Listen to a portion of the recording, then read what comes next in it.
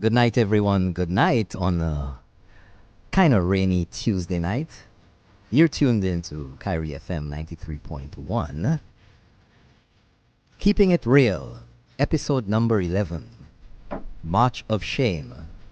Today is Tuesday, the 28th day of August 2018, and I'm Norbert Williams with you. In the studio tonight, after almost 4 weeks of an absence on Keeping It Real, we have the man Champagne. And, I'm a little disappointed tonight, folks. Yesterday, I was thinking of coming in here and presenting as usual, Keeping It Real. And I was wondering about my buddy here, Champagne. And, recently we had a little back and forth in the studio about him being a little discombobulated since his trip to Martinique. But his trip to Martinique, and I don't know how much detail you got, but Champagne is just fresh back from Cuba. Now, based on what I knew before and what I understand now, Champagne has come back with some bionics. Bionics, huh? So, my partner has some new parts. Some bionics. Usually, folks, he drives up to the studio, but tonight he ran up Mondidon. He beat Steve Austin, the $6 million man. I don't know how many millions he's worth now, but it's nice to see Champagne back. I was rather disappointed when I was speaking to Mr. Ellis earlier today. I was about to inquire about Champagne, and I heard that the man was on air last night in the studio, and I didn't even know. I didn't even know. So, I feel that all of my concern for my, buddy on the air went to waste, and nobody cares. They both laughing at me. But, that's all right. That's okay. I still brought you something to drink. You so, did? Yes. Well, I noticed he has a Cuban haircut. Do you notice that? It's a cute hair. It looks a little crisp. A little crisp. Time to relax. The brother has rejuvenated. And Lucia, now I don't want you to give the public the impression that because you just said I was in Martinique and then I But you were, weren't you? Yes, but the Okay. impression that's out there is like I was on a joyride. But when I you went, I was not on a but wait, joyride. when you went to Martinique, you didn't come back looking like this. I mean, it's something It's- special it hit has- you well no, in it has to Cuba. do with- Bionics. No, it has to do with the Cuban people. Very, very remarkable people. Very nice, loving people. Yeah? It had to do with them. Yeah, I think that's what it is. Yeah. You think so? But we'll You're go not to sure. the- You just think. No, I know that's what it is. Okay. I know that one. Anyway, gentlemen, thank you for having me back in the studio on a Tuesday night. I was thinking one more week. I was thinking of replacing you. Really? Yeah. Wow. You see that? See how quick people could just... No, forget all well, about- but when you come in like that and you sneak into the country, Yeah. you sneak into the country. Well, I must let you know that last night we had a beautiful program. Well, I don't know about that. Thanks, Nobody called me. I really don't Yeah. care. Should I care? Anyway, We promoted you last night. You as did. well. Exactly. To what rank? well, A plus. A plus. That's a general. Anyway, my friend, I'm happy to be back. Let me touch you again. Yeah. Let me give you a handshake. And my buddy over here. All right. And St. That's Lucia, right. I'm so happy to be back in the studios of Kyrie FM on the program Keeping It Real. It's all All yours, right. my brother. All right, good. The lines at Kyrie FM tonight are 456-0931, 456-0931. It's gonna be hot, and I know the satellites are listening already because the promos went out this afternoon. And we appreciate everybody's call. If you talk nonsense, we're gonna flush you down the toilet. But we appreciate everybody's call because, everybody has an opinion. We all live here. I have a new feature. You want to hear it? What's that? Great. Sounds like when you're at the bank. Great. Next, please. Wrong, Round. wrong one. That's for when when I slap around champagne a bit inside here, right? And when you hear when you hear the bell, you know it's time to go to your corner. Yeah, Okay. that's the wrong one. Right. That's all right. Yes. So, folks, it's been a rather interesting first few days, or 2 days. Oh, today's Tuesday, right? I'm getting a little confused on the day. Nowadays, almost every day begins to look the same. But it's rather peculiar, when you pay attention to things, or at least are observant. And today, I was rather amused, if you will,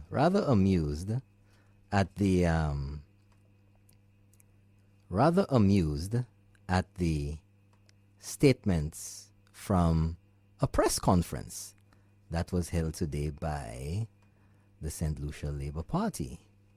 It never ceases to amaze me at what you will hear coming from that side of the fence. Just when you think that it can't get any worse or ridiculous, it just becomes ridiculouser and ridiculouser. If I'm to just, well, there is right now, there is after tonight, ridiculouser and ridiculouser. And we've heard since last week about the scheduling of a march There's by there's a march? a march. We're coming up to September, but they're going back in time. A march when? Today? Tomorrow? Whenever. Tomorrow? Maybe next 10 years. You serious? But they have a march, and somebody messaged me and said, "Good night, that's not a word. So good evening to you in Atlanta, Georgia," but you know exactly what I mean. Ridiculous. According to some of our friends. Well, I say it already. I said it already.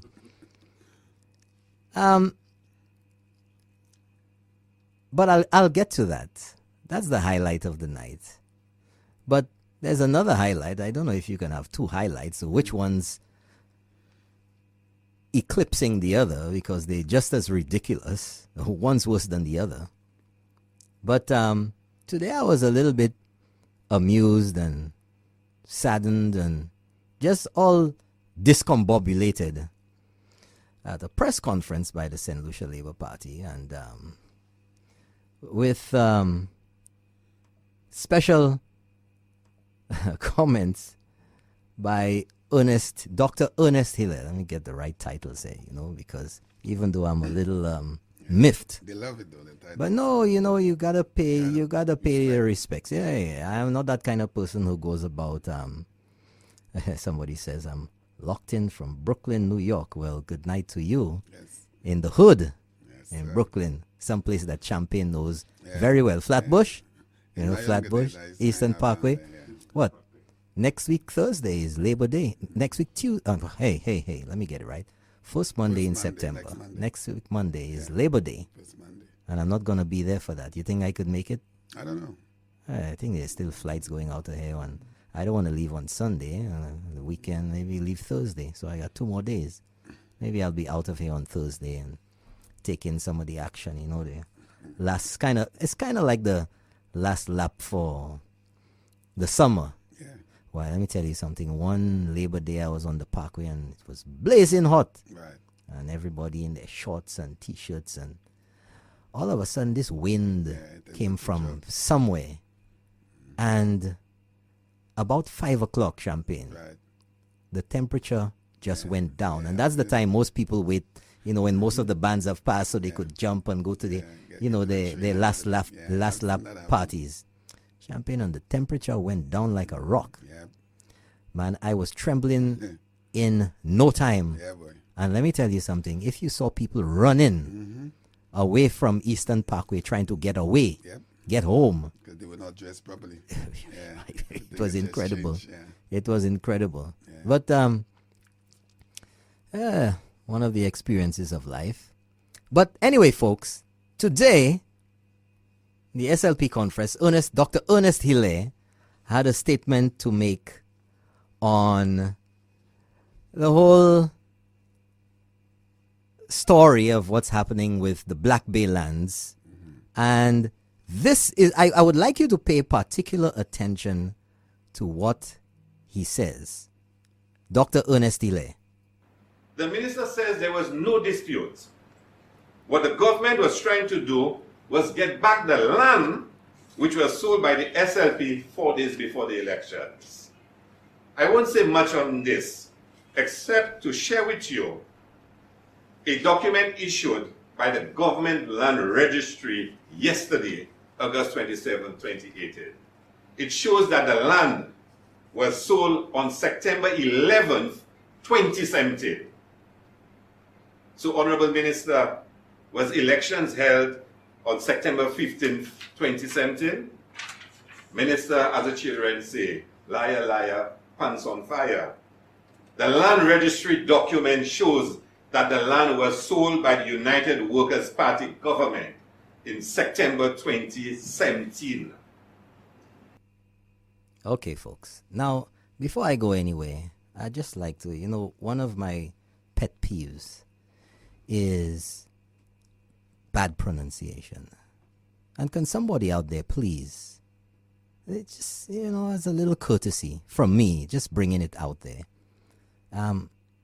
Please advise Dr. Ernest Hilaire that the month that he's referring to is September, that it has a P and not a C. It's not September. Dr. Ernest Hilaire, it's September.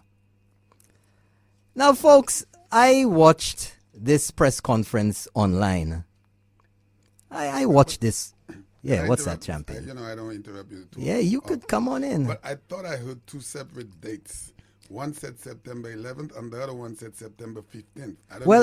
I heard that as well. But in the big scheme of things, it doesn't really. Matter. Maybe he made a mistake. I'm not going to lash him for that. It's the first time I'm hearing that. Yeah. I'm not going to lash him for that. Right, but I'm going to lash him for the September. It's September. I think at that stage they should be able to pronounce that properly. Yeah. Especially with the title. You have to leave that for me. Well, I don't know. Okay. Right. Okay. He was waving about this document. He's bravado and found at the government land registry, and this is proof that the land was sold by the government of St. Lucia in September. Yeah, that's September. Yeah. 2017. But I think Dr. Ernest Hilaire knows darned well that this means absolutely nothing in the big scheme of things, at least in this instance. And folks, let me just slow it down a little bit and just reason with you. Okay? Many of you out there have purchased property before. You've purchased land. You've purchased a house. Let's just stick with land. Okay, makes everything simpler, and it relates to this instance. When you purchase land, you go to the landowner or the real estate company or whoever it is, and you haggle. You say, "I'll give you 15,000 for that, 100,000, whatever it is," and they say, "Well, or maybe $20 a square foot, $15 a square foot." You business, right? Whether it's that way or whether it's a friend or whatever, you come to an agreement, right? You come to an agreement, and then you decide in that agreement between the two of you, whether it's written, whether it's verbal, that XYZ amount is going to be exchanged for that property, right? Very often you can purchase property on terms. Every month, if you have a good friend, I give you $1,000 until you pay off the land. Then, and only then, do you get the property in your name. The deed of sale, you get title, right? So in this brilliant, mind-boggling show of excellence, Dr. Ernest Hilaire waves about, as he likes to do, I have the document here, you know, putting it in front of the TV cameras, that this United Workers' Party government sold the land to Range Development in September last year, 2017. Play that again for me, please, because I like folks to hear it. Now that I've ambled on, they can get a little The more minister says there was no dispute. What the government was trying to do was get back the land which was sold by the SLP 4 days before the elections. I won't say much on this. Yeah, you won't say much, eh? I wonder to why. share with you a document issued by the Government Land Registry And there is yesterday, the deed. August 27, 2018. It shows that the land was sold on September 11th, 2017. Pay attention to the two dates. Huh? So, Honorable Minister, was elections held on September 15th, 2017? Minister, as the children say, liar, liar, pants on fire. The land registry document shows that the land was sold by the United Workers' Party government in September 2017. Okay, folks. Now, Dr. Ernest Hilaire was waving around this document. A deed of sale. In fact, the SLP even posted it on their Facebook page. Deed of sale representing the government of St. Lucia. It's absolutely authentic. There's nothing wrong with it. But in the whole scheme of things, folks, I have a few questions to ask Dr. Hilaire. Since he's producing this as some sort of smoking gun, I'd like to ask Dr. Hilaire a few questions, because it's rather strange that the only thing he presented was just that. So, Dr. Ernest Hilaire, who negotiated the terms of the agreement, and what were those terms?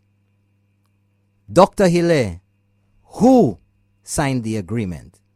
Because before you have a deed of sale, there has to be an agreement. Dr. Ernest Hilaire, were you there?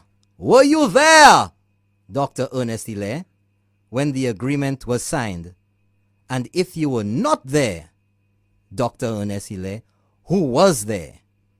Because if you bandying around this document, you must have some information that most of us don't. Because you didn't just get that document out of the sky. You have some background information, don't you? Why don't you share it with us, Dr. Hilaire? Dr. Ernest Hilaire, when was the agreement signed? These are questions you didn't answer today, and you didn't volunteer any answers. Dr. Ernest Hilaire, is this agreement in writing or was it verbal? Dr. Ernest Hilaire, was the state of St. Lucia then obligated as a result of that agreement to honor it, whichever government was in office? Dr. Ernest Hilaire, did this government just wake up one morning last year and suddenly decide to deed the Black Bay lands to Range Development? Dr. Ernest Hilaire, wouldn't the deed of sale, which you flapped so bold-facedly in front of the cameras today, have to be a product of an initial agreement? Dr. Ernest Hilaire, I know you're listening. I know they already called you and say that your name is being mentioned tonight. 456-0931. Since you are so willing to give this information to the people, let's give them all of the information. Call now, Dr. Ernest Hilaire, and you can answer to the people of St. Lucia these questions that I'm asking you here. But I have some more. Dr. Ernest Hilaire, yes, you. Are you trying to mama guy the people of St. Lucia? That's what I want to know, Dr. Ernest Hilaire.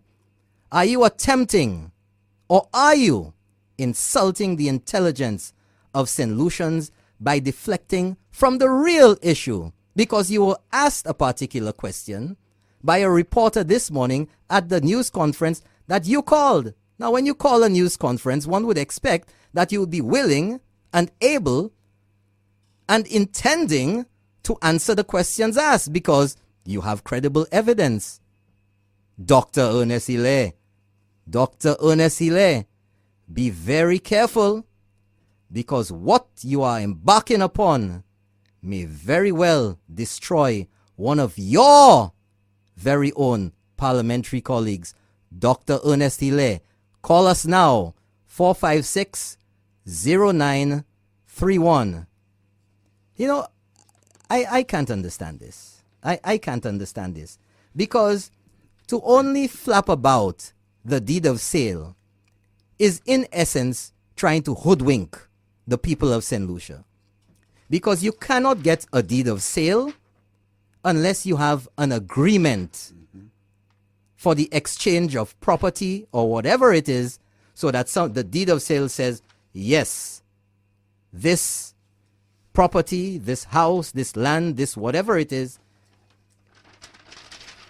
belongs to XYZ person or XYZ company. So what transaction, what agreement, what happened to compel the government of St. Lucia to have no choice but to deed this property to range development? That is the question. And Dr. Ernest Hilaire has failed to provide that information. And I think he did so deliberately. Because putting out the deed says nothing. For example, your mother, your father, somebody you met 100 years ago, could write out in their will, my property when Champagne gets to 25 years of age will go to Champagne, or to Lionel Ellis. Will go to Lionel Ellis, or to Norbert Williams. It might be the reverse. Or your mother, your father, your grandmother could write it in their will. Now that will can be dated 20 years ago. Or that promise, whatever it is, to transfer property to you could have been written 20 years ago. It would have been authenticated by the lawyers, would have been registered, and the date and stamp on that would say 2008, 1998. But that doesn't mean anything until the conditions of that agreement are met and the property is now over to you in your name, and that is when you get a deed of sale. But just come in and say, I have a deed of sale for this property, does not say anything about the agreement which was made to get you that property. You understand what I'm saying? So Dr. Ernest Hilaire is coming forth with not even a half-truth in this instance. He's coming forward with a tenth of the truth. So Dr. Ernest Hilaire and the satellites that are listening out there, transmit, retransmit, and pass it on. Because we'd like you to call, since you're so enthusiastic about presenting evidence. Give us a call, 456-0931. And those of you out there who'd like to contribute to the show as well, and you don't want to call, or you can't call, if you're in South Africa or you're in London, England, or wherever, you want to get away from those long distance charges, you can email us at info@keepingitreal.lc. info@keepingitreal.lc. Or you can give us a call, 456-0931. Hey, whilst you were gone, Champagne, we also have a Facebook page. Oh, I know. Yeah. But you know, can I say something? Yeah. You know what is interesting? Although you have already explained everything relating to that sale of that property, but I do not believe that anyone could just sell, especially that massive piece of property, in just a couple of days. There has to be an arrangement leading up to the actual sale, right? So there's my question. who made the arrangements of that sale Well, of that property? well, that's what You want Dr. Hilaire Ernest Hilaire to answer. has to answer to Exactly. us. You know? Give us the full story. The full story. Don't Not mess just- about. yeah. Don't come there with these half truths Yeah. and suggesting it's the UWP government. Sold it, yeah. With all of this, Yeah, that is the yeah. UWP government. Yeah. According to somebody as Sondong Grakio. Yeah, because they had to have some arrangements before the actual sale. Well, Okay, so who made those arrangements? Hmm. That's the question. Anyway, go ahead. you my know, brother. there's this song by Lord Nelson. You know, it's very interesting to listen to that. Sometimes you have to go into the past to deal with, current, and I'm sure some of us remember that. Let's hear that.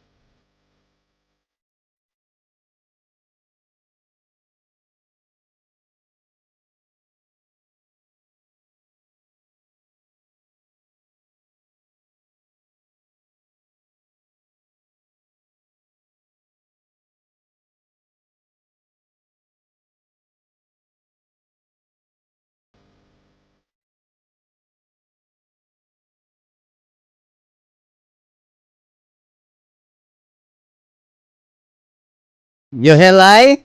That is lie. Lie. You hear lie? Teacher Percy say, to hell as soon as you die. Think these guys care whether they go to hell or not?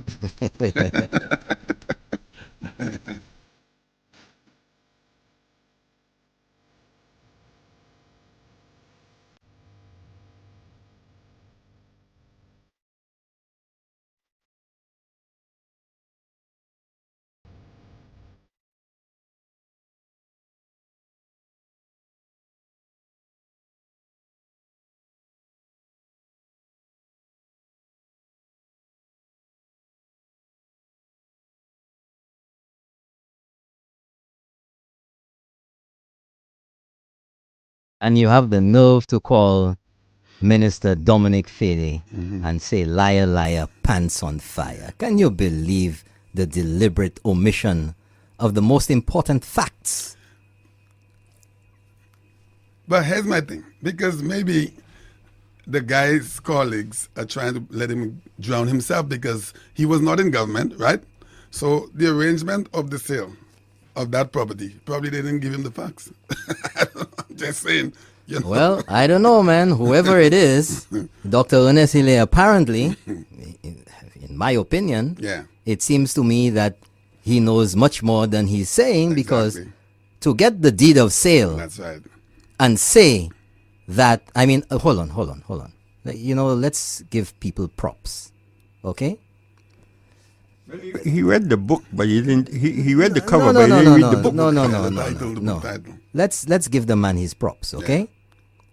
At this stage in the game, Dr. Ernest Hilaire must know that to have a deed of sale, there was previous action, Of course. that there had to have been an agreement. Yes. So all I'm asking of Dr. Ernest Hilaire, if you don't want to call 4560931, email us at info@keepingitreal.lc, info at keepingitreal, REAL, .lc, folks. We're waiting for that email, or we're waiting for the call, or some representative of his. You call, and let's get it on tonight, and we could go through some of those questions that I popped off there for you earlier, and we could get this resolved for the people of St. Lucia rather easily. But I'm putting it to you. How much you want to bet tonight, champion? I'm putting 25 cents on the table. Right. That Dr. Ernest Hilaire will not call tonight. I know that. No, how you know that? You're a guy there? The guy will never call. No, come on. This guy. How you mean he You won't see, call? the guys only want the negative parts that the St. Lucian public might pay interest to, so they don't want to give them the full story, the full details. He's not going to tell them who the agreement was, who signed the agreements and who came up with the arrangements of the sale of the property. But he's going to come on with that document stating it was sold The by government. the government. But what tied the government's hands exactly. to do that? Exactly. You see? What tied? Because lots of things can happen, whether it's one government or the other. Yeah. Excuse me. And the next person in line, because it's an agreement and it's binding, That's right. you have No to. choice. You have no You have no choice. choice. But then again, but you see, I'm not gonna cry. You can't gonna make me cry on mic, man. You Yeah. can't do this kind of thing to us. Yeah. Guys. I can't take it anymore. There are agreements that are binding. You do certain things as a government that the other government is obligated. The law, the terms of business, that sort of thing. They must see it through. The government must be seen as honoring its agreements, as honoring, the decisions that it makes with investors, with business people, with, all and sundry.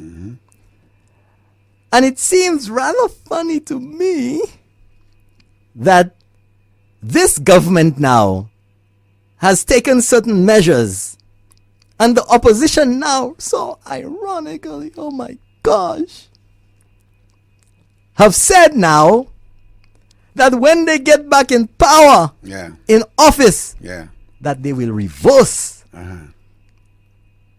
those things. Can you imagine that? This that's laughable. Yeah, man. Some of this nonsense that is being fed to the people of St. Lucia is so ludicrous.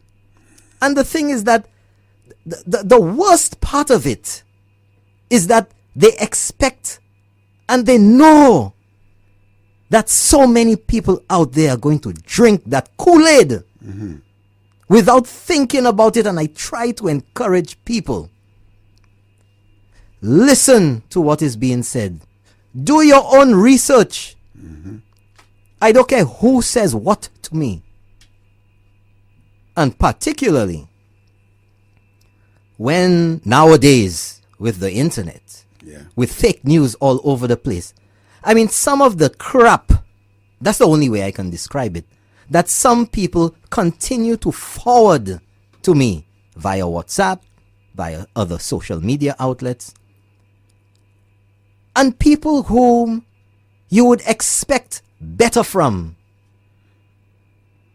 Some stupid nonsense that any fifth grader, they say, are you smart as a fifth grader or whatever? Any kid on reading it the first time, people don't think,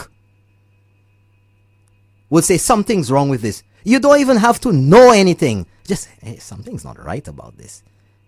Especially when it says forward, right away, send it right away to all your friends. That should be a sign.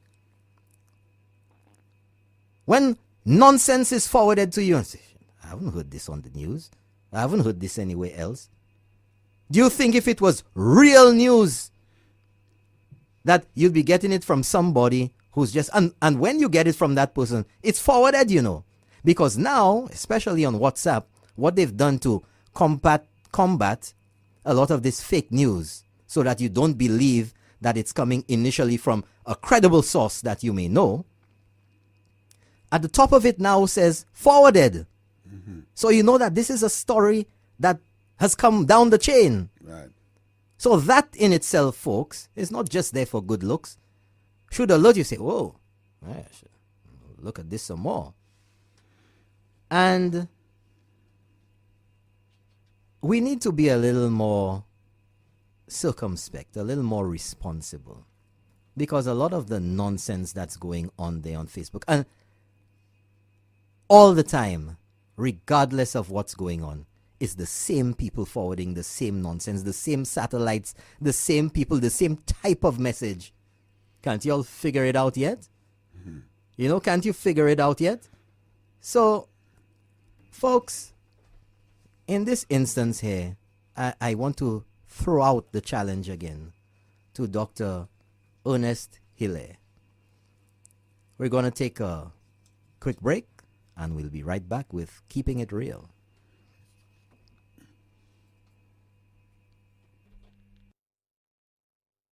Than to see that paradise taken away in 2017. Well, welcome back, folks. This is episode number 11. Can you believe we're on 11 now, Champagne? You left somewhere around episode number 7, right? Yeah. Yeah, 7. I'll keep you informed on that. Yeah, it's amazing how time flies. It's 11 weeks. You know what happened to you? I kept sending you the links to the archive shows and everything, but it's like you were lost in space in Cuba. No, you know. What happened to the Wi-Fi? You said you'd get Wi-Fi. No, the hospital I was staying at, there was no Wi-Fi. But what about the parks or elsewhere? There was a park I could have gone to, but you know, I had the surgery, so I really couldn't go. Well, you down had there. bionics. What was the problem? I couldn't go down there. See, you missed all the action last week, Tuesday, Yeah, I heard you had a with the heated hurricane, with the Tuesday last the Tuesday. earthquake. Oh yeah, myself and Brother Ellis, we spoke about that in some regard last night on our program. Yeah. But let me not stray off your program. No, You know, you're not And straying. since you're talking about what happened last week, I want to tell you last night we got an apology from the gentleman who called last week.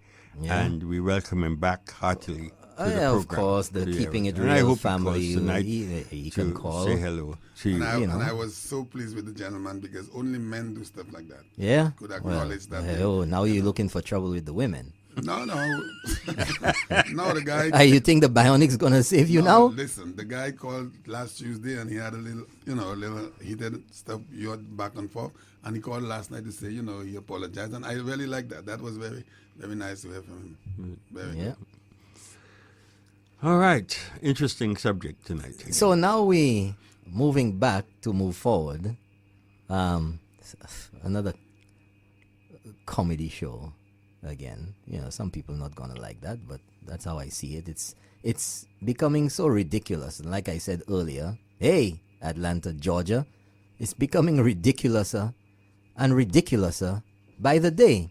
I'll tell you what I think there, Uncle Ellis and Champagne, with the St. Lucia Labour Party. I mean, they're all elected opposition, but a lot of people say, oh, they do good in opposition.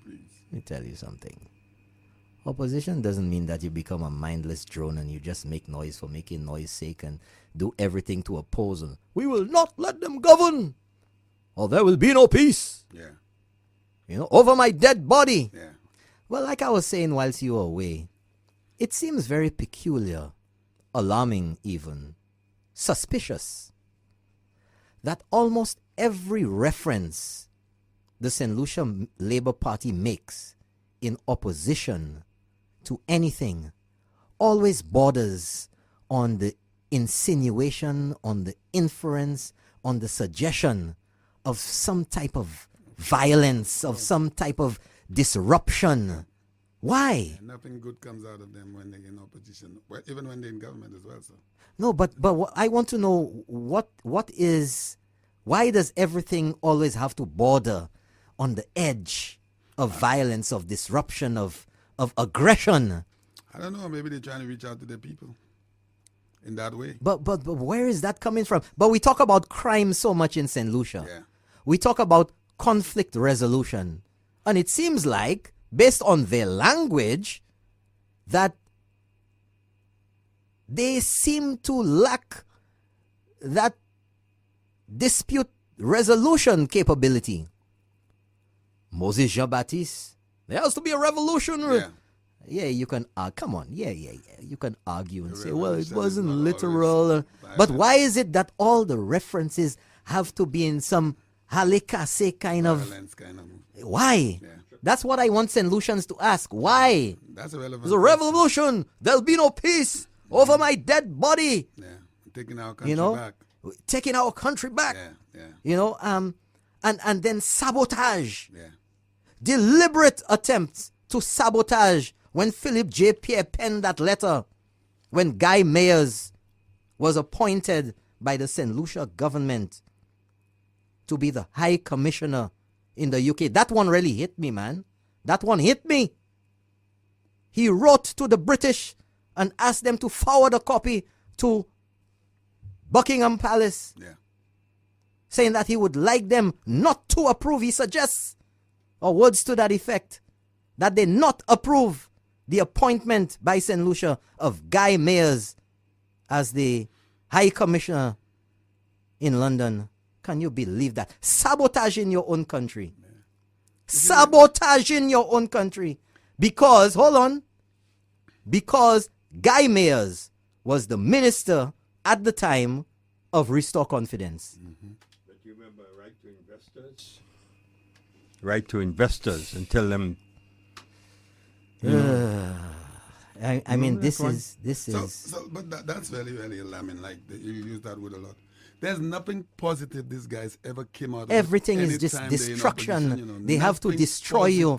They have to assassinate your character. But I have news for them. They're not relating to the St. Lucian people anymore in that tone. Well, hold on, my friend. Hold on, my friend. Let them continue. Yeah.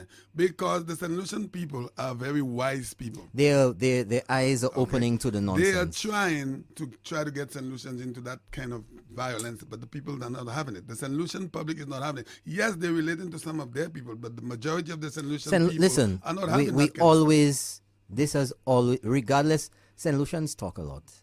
But by and large, I mean, there'll always be those kooky elements, right? But by and large, St. Lucians will talk a lot of talk, but they're not into that sort of thing. No.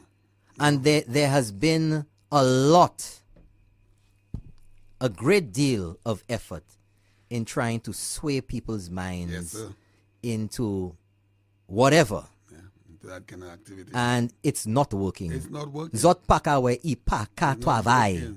The majority of the people don't want that type of violence in their country. And that is what these guys are preaching. Okay? Hold on. You, as a person of influence, you have to be more responsible. And you have to understand that whatever you say has influence.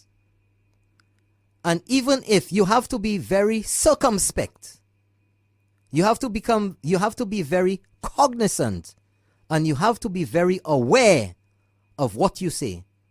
And as leaders in this country, they must be aware. They are aware. Because if they're not aware, they should not be in office. They should not put themselves up to represent the people. That there are people out there who are on the fringe. There are people out there who will swallow everything that you say. And it only takes one day for one party hack, for one ignoramus, for one bugwen to take what you say literally. And then that's not what we meant, Well, figuratively, we use the English language, all of that foolishness. When you know very well, if I know it, don't tell me you don't know. If I know it, and other people know it, and we're open enough with the internet and the news and cable TV and all of that to know what happens with suggestion. And we have to demand more responsibility, especially when the leader of the opposition was at the crime symposium in November last year. And we're scratching our heads, everyone, alarmed, and trying to come up with solutions to crime. And one of the biggest pointers in all of it is the need for conflict resolution. Conflict resolution. Yet still, we have these leaders who, in opposition to policies of the government, to the direction of the government, there almost every word is an insinuation of some type of violence. Come on. Yeah. Come on. What's the that one? You know, come on. What does that say? exactly do you expect people to get from that? That you're being loving, that you're trying to work things out? There will be no peace. Yeah. It has been said more than once by the same person. But you know these guys, I say something here, but these guys have to do these things. I'll tell you why. They cannot afford to lay low.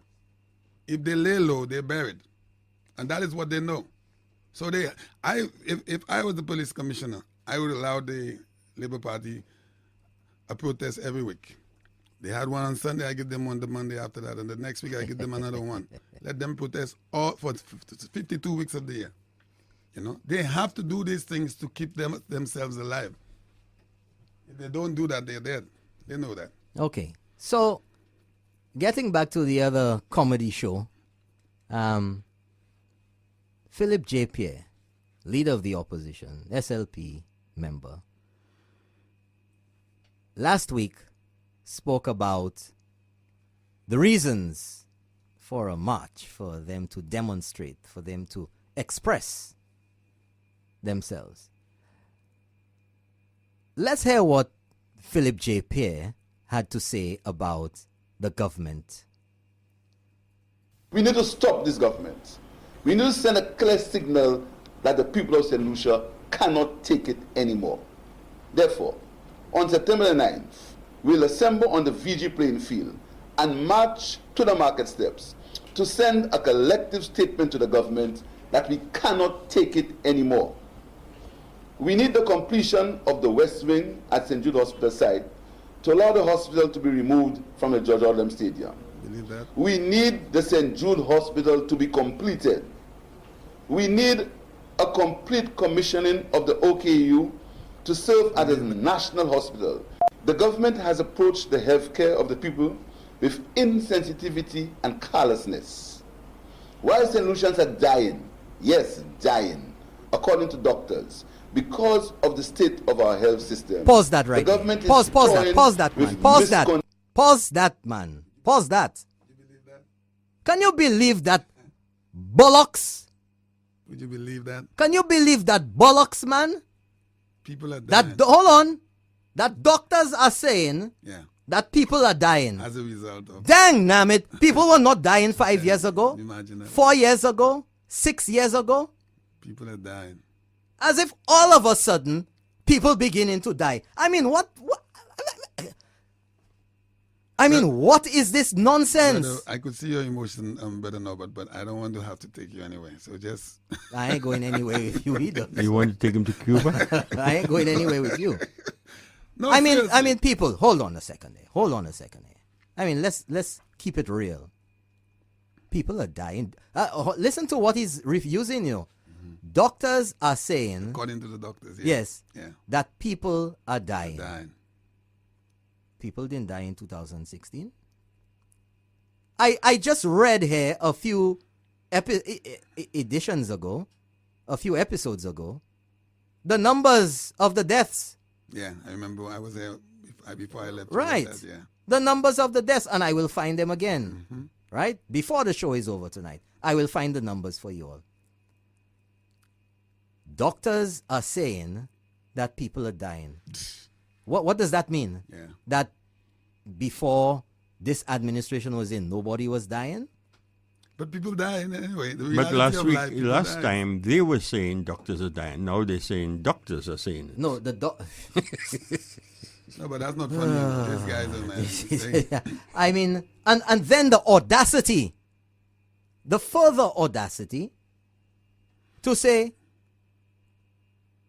recommence Yeah. the construction at St. Jude's Yeah. immediately. Imagine that.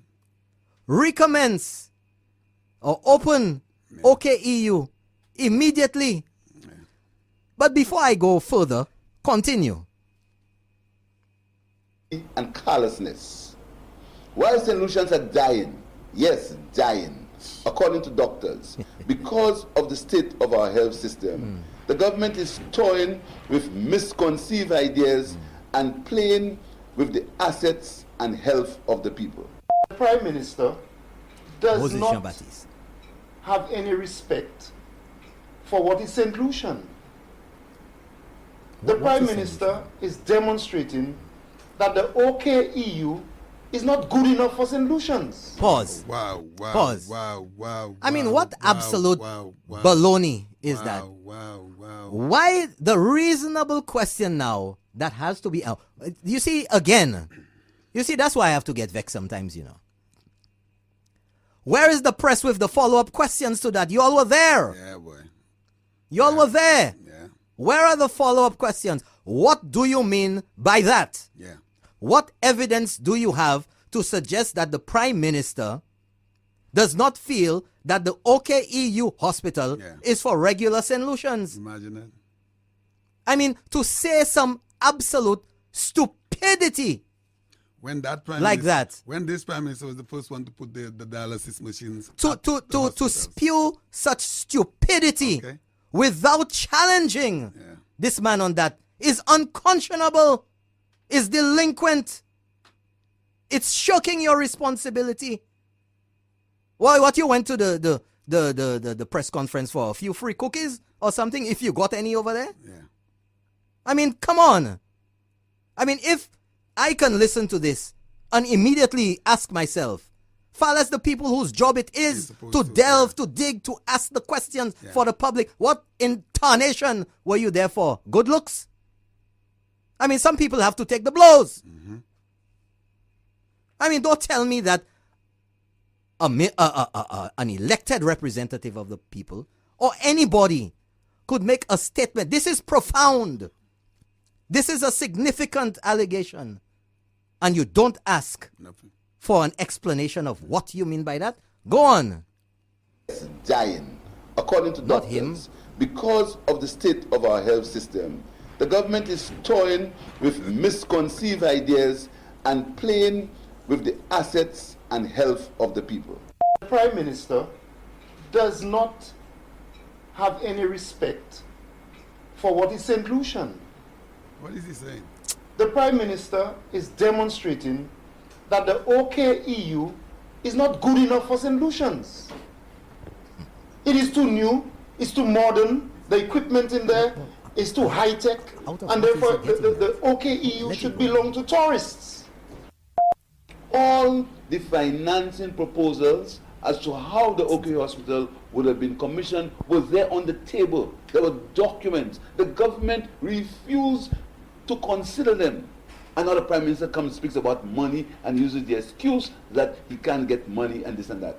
The government has been deliberate, reckless, and callous as far as the hospital is concerned, and it's elitist in the health care it wants to give to the citizens of St. Lucia. Hold on a second. Hold on a second. Wow. Hold on a second. Listen to Philip J. Pierre, because he's stating some facts here. I want you, again, as I always say, you have to give people their props when they're right. Right. When they're on target, when they're stating the truth. And I believe what Philip J. Pierre said in the latter part of this is the truth, because it relates to his administration when they were in office. And he says all the financial proposals and the information, words to that effect, are there. So why isn't the government making use or following the suggestions and the information which is there for their guidance to finance the hospital properly? So now I am left to ask Philip J. Pierre, why the bloody hell didn't you implement these same policies and instructions which were there, that you are referring, that are there for this government to follow? Why were you all unable to follow them and get the financing and get things in order to have the OKEU functional, rather than spending over $100,000 on the 21st of February 2016 for the opening, for a naming ceremony? For the naming, that's right. You don't think that $100 and something thousand could have been better served in providing some service at Victoria Hospital? But just before elections, when you all knew your elections were nearing, you spent a large sum of St. Lucian's money to name the hospital, a whole big hoopla presentation by doctors and nurses and the OKEU staff and Dr. King and the European representative and this one, that. I think they even had some goats in the back in the bush too watching. Yeah, they had a lot of stuff. All of that going on. Drink sandwich, gas galore. Yeah, They didn't even invite me. I was here. yeah. They didn't invite me. That hurt me even more. I don't think you wanted to be invited. No, man, a free sandwich. What are you talking about? No, but seriously, that I want to hear Moses Jean-Baptiste again regarding the hospital is for tourists. No, but hold on. Mokofini. Could you imagine? Mokofini. You see, this whole thing, and that's typical again, gross generalizations, speculation, throwing wild suggestions out there, and none of it, not one iota of evidence presented. Just spewing a bunch of baloney, and I'm not talking about on any sandwich either. Right? Baloney. You ever get slapped by a ham? Well, they're slapping people with baloney. Yeah. Pie. Yeah. I mean, this is an insult to the intelligence of St. Lucians to push this nonsense out there without any supporting evidence. At least today, Ernest Hilaire tried to come out with that deed of sale. But, Zapate say, that was not enough. No estaba bastante. Hey, you speak Spanish now, right? You speak Spanish now, right? 3 weeks in Cuba. Yeah, come on. Right? Right? You know, you want to hear... I would love to hear a Moses again. Not love in the sense of... Oh, we have a call. Good night. Thanks for calling Keeping It Real. You're on the air. Buenos días, buenas noches. Buenas noches, señor. Muy bien, gracias. ¿Y tú? Muy bien, muy bien. ¿Cómo está usted? Bien, gracias. Bien, bien. ¿De dónde le llamas? No, habla español. Español poquito. Poquito habla. Okay. So 5 minutes more. Where is Layo? Tell him good night for me. He's hearing you loud and clear. I'm right here. I'm right here, sir. Okay, before I start, I will talk to you for 3 minutes. Okay. Right? For $3. Okay. But my number is 728-8658. 728-8658. That's right. Mm-hmm. When I will cut off. Okay. Yes. If Ernest Hilaire don't want to call, I will call. I call. Somebody has to call. You call on his behalf? No. Oh. I'm Flambeau. No. I'm Flambeau. Well, I don't know. It doesn't really matter. Okay, the position is this. Yes. The situation between what happened with the French people coming from Martinique to the port. Okay? I am kind of perturbed because I am a local reporter. Sometimes I send news for RFO and Radio Live Boot, and RFI. And but these days the contract ended, so no news. They ain't getting no news from St. Lucia.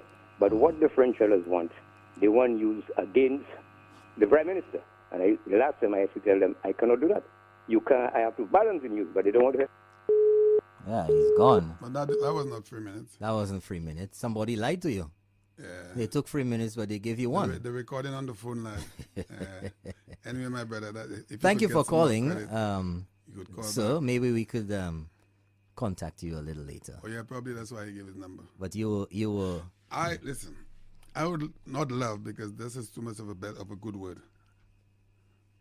I would like to hear the yes, Moses Jean-Baptiste ridiculous statement again.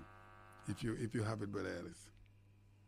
Let's Okay, yes, let's- we'll go back. Let's see if we can get. Not Philip. I don't want to hear Philip. I just want to hear what Moses Jean-Baptiste said. Well, you take it from there? we let's can just go do the back whole in thing. the Let's just do the whole thing. Okay. It's not that long. Let's. Because I'm sure You want the whole thing? Yeah, let's play the whole thing because people after the little discussion want to hear again for themselves so they can digest. We need to stop this government. We need to send a clear signal that the people of St. Lucia cannot take it anymore.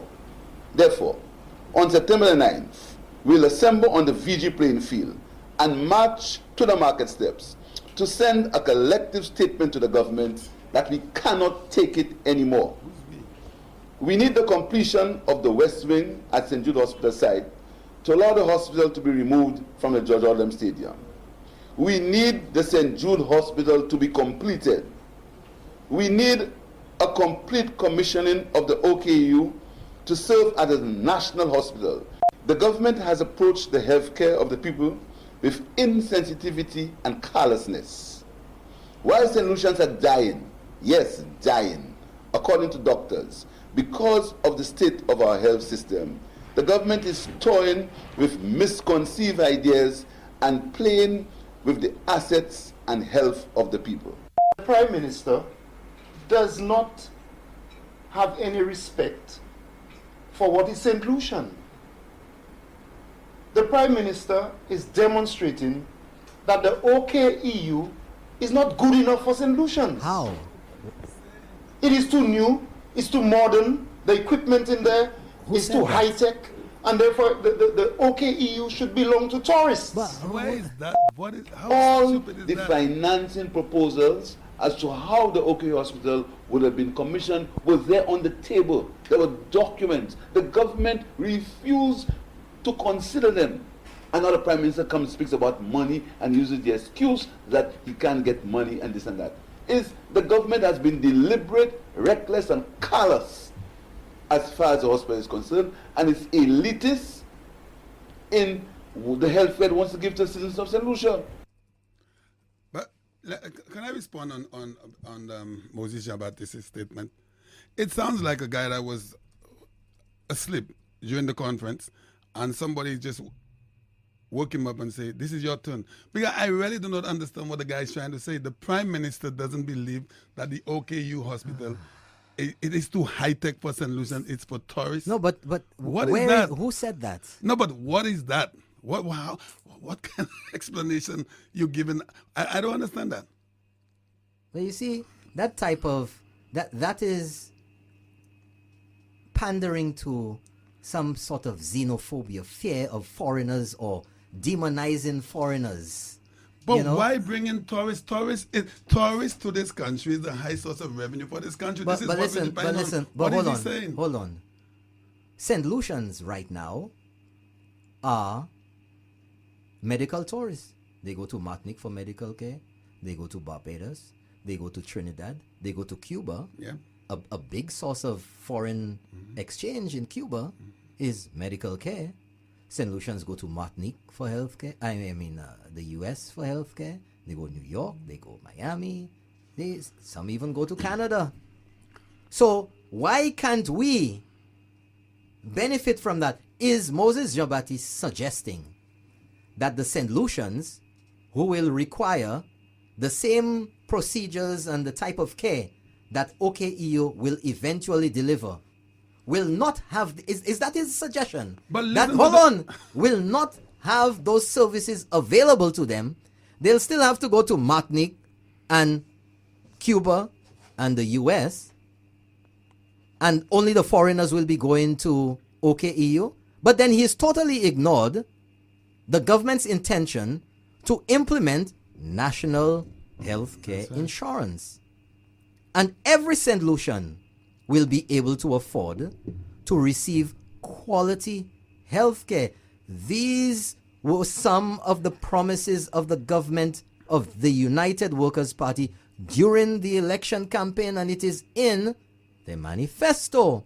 So, conveniently again, just like Ernest Hilaire showing up the deed of sale only without talking about what led us up to having to produce this deed of sale, just like Moses Jean-Baptiste talking about this, he doesn't give you the rest of the story, that St. Lucians will be able to afford, that they will be able to access tertiary health care at the OKEU, because now the national insurance that has been spoken about for quite some time now, if we remember, will allow every St. Lucian to have access to that health care. But maybe Moses Jean-Baptiste has forgotten that. maybe at this stage in his life, I don't know, I'm just left to speculate that somehow something is affecting his memory. And here is something that just coming in on my WhatsApp. It says, guys, the reconstruction site is not waiting for the West Wing to complete. That wing is the cafeteria, the administrative block. It just shows you the guy has not one clue of the status of the site and the work to be completed. Could you imagine hold on, Pain. You mix me up, you know. At my age, you'll mix me up. Because you have bionics now, you're not afraid of you. You throw you down. Yeah. It just shows you the guy has not one clue of the status of the site and the work to be completed. Every wing needs work to be done. The East has the most work with the private wards that was added after. The main ward is the center wing, consists of surgical operating rooms, x-ray, emergency room, lab, and radiology. Well, sounds like somebody who knows a little something. Yeah. But before we go ahead, because our listeners in and out of St. Lucia are important, like to say a special good night to Pierrot in Vieux-Fort. Got a message there some time ago. And listening as well, Bermuda, and a message here from Bowmanville, Ontario, Canada. All right. How many of you have ever heard of Bowmanville, Ontario? Ontario? Lionel know that. Lionel spent a long time in Canada. Yeah. Yes, yes, a little more than you spent in Cuba. Can we take a pause for another? So we take a pause for a cause and a commercial break, and we'll be Right back, back, folks, with some hot action. We're gonna be rolling it, tumbling here tonight. At 15 minutes past 9 o'clock, we take you back to Norbert Williams and Keeping It Real. Well, welcome back, folks. Welcome back. Hope you didn't miss the early part of the show because things have been blazing over here, as usual.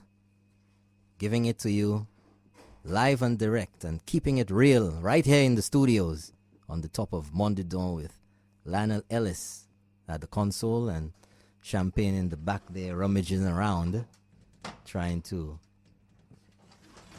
break the door or something. But anyway, folks, just like to acknowledge some of the people listening in to us. Woodbridge, Ontario, Canada. Conyers, Georgia. Brooklyn, New York.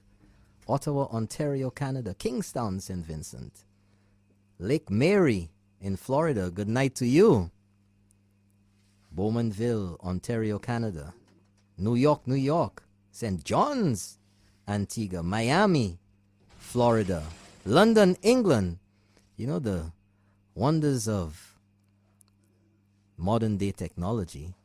We can actually see what countries and what town or what city those who are listening on the stream are connecting from. And hey, look, down at the bottom there, South Africa. Can you believe that? South Africa. Tokyo, Japan. Wow. We have people listening from all over.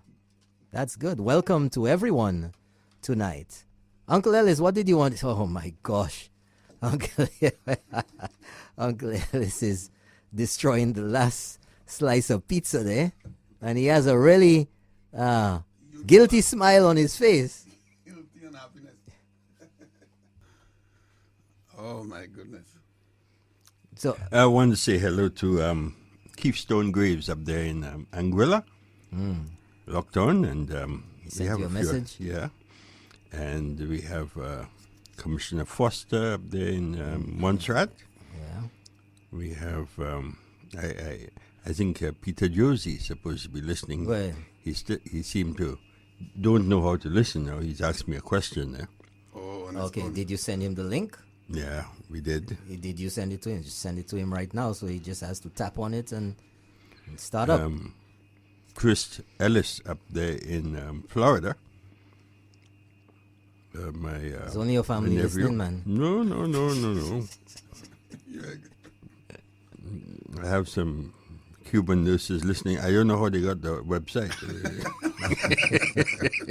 Well, folks, if you'd like to give us a call, 456 0931 456 0931. The email address. Oh, I got an email. I almost forgot to bring that one up. But the email address, if you'd like to ask a question, make a comment, statement, something, is info at keepingitreal.lc. And if you'd like, you're a Facebook junkie, you can check out our Facebook page. All you do is just search for Keeping It Real on Facebook, and you'll see our Facebook page and the archive shows that have been uploaded so far. So if you want to go back and look at the different topics that we've had over the past 10 episodes, you can listen in on all the action. 456-0931, info at keepingitreal.lc. But before we go past the statements, during the break, could you really put your finger on what was said? Is there any way you could come to understand what Moses Jean-Baptiste was saying? I have absolutely no idea. The only conclusion I can come to was just a bunch of hogwash to get people excited, to make them believe that there's something going on, and it's not supported by any information. But this is a guy that's in a leadership. Oh my God! The man What, is a representative of a constituent. Lead a sheep. The man is in leadership, my brother. He was in government. For you to make a statement, a ridiculous statement like that, is the OKEU? I mean, is that the tourists? depth of our representatives? Come now? on. I make no apologies in asking and the that Prime question. Minister doesn't like the high tech of the. It's not good ONP. enough for St. Lucians. But I mean, what this is is that? absolute nonsense. That's absolute nonsense. What is that? Anyway, let's go move past that. So anyway, moving right along, folks. At 20 minutes after 9 on a somewhat rainy Tuesday evening, we have the leader of the opposition, Philip J Pierre, making demands on the government to continue the reconstruction of St. Jude's immediately, to open OKEU now, to do this and do that, and XYZ and all of that. That the monies, the facilities for the monies and all of this were there. But weren't those same facilities available when you were there, Mr. J Pierre? I want to know. Because I can't understand how Mr. Philip J Pierre is putting the challenge to the government.